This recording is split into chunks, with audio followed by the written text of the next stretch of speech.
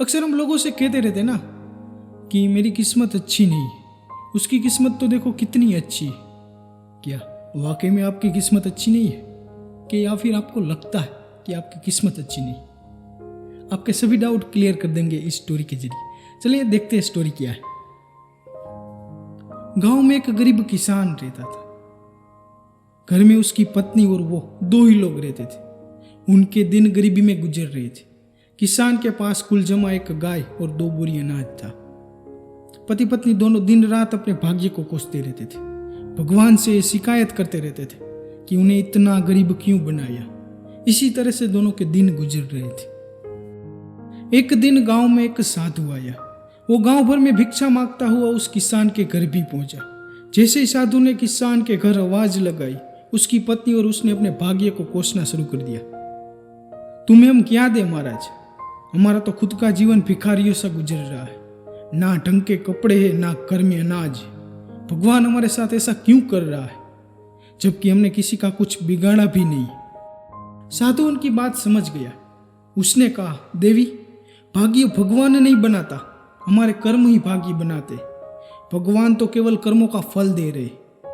किसान और उसकी पत्नी ने फिर जवाब दिया, बाबा, हमने ऐसे कौन से पाप किए जो ऐसा जीवन भुगत रहे?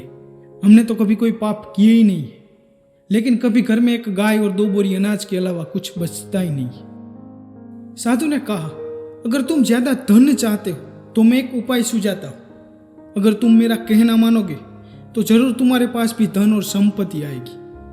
दोनों पति पत्नी साधु के चरणों में बैठ गए। दोनों ने कहा कि जो आप कहेंगे वो हम करेंगे। साधु ने कहा, तो सबसे पहले अपनी गाय और 2 बोरी अनाज को बाजार में जाकर बेच दो। पति पत्नी दोनों चौंक गए और कहने लगे, महाराज, अगर ये भी बेच दिया तो हमारे पास तो कुछ बचेगा ही नहीं, हम और कंगाल हो जाएंगे। साधु ने समझाया, मैं जो कह रहा हूं वैसा करो, अगर नुकसान हुआ तो मैं भरपाई कर दूंगा। मैं तुम्हारे लिए एक गाय और 2 बोरी अनाज वापस ला दूंगा।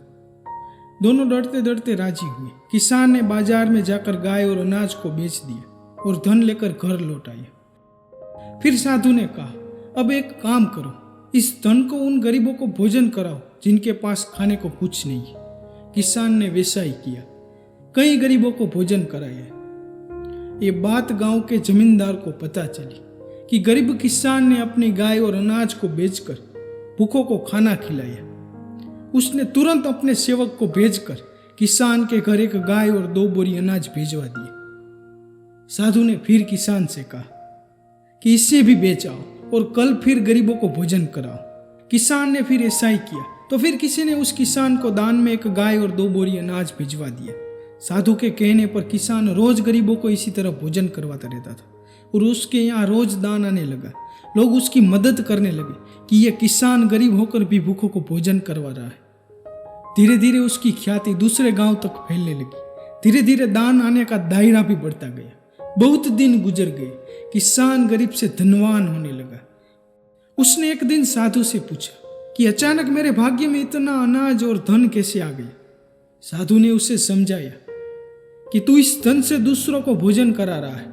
ये उन्हीं की भाग्य का धन है जो भगवान तुझे दे रहे। हमेशा अपनी असफलता और दुर्भाग्य के लिए किस्मत या भगवान को कोसना ठीक नहीं है। अपने कर्म बदल कर देख ले। संभव है कि हमारे कर्म ही ऐसे ना हो कि किस्मत उसमें साथ ना दे। हम सबको भगवान ने एक ही मिट्टी से बनाया है। अभी आप पर निर्भर है कि आप इस मिट्टी से क्या बनाते हो।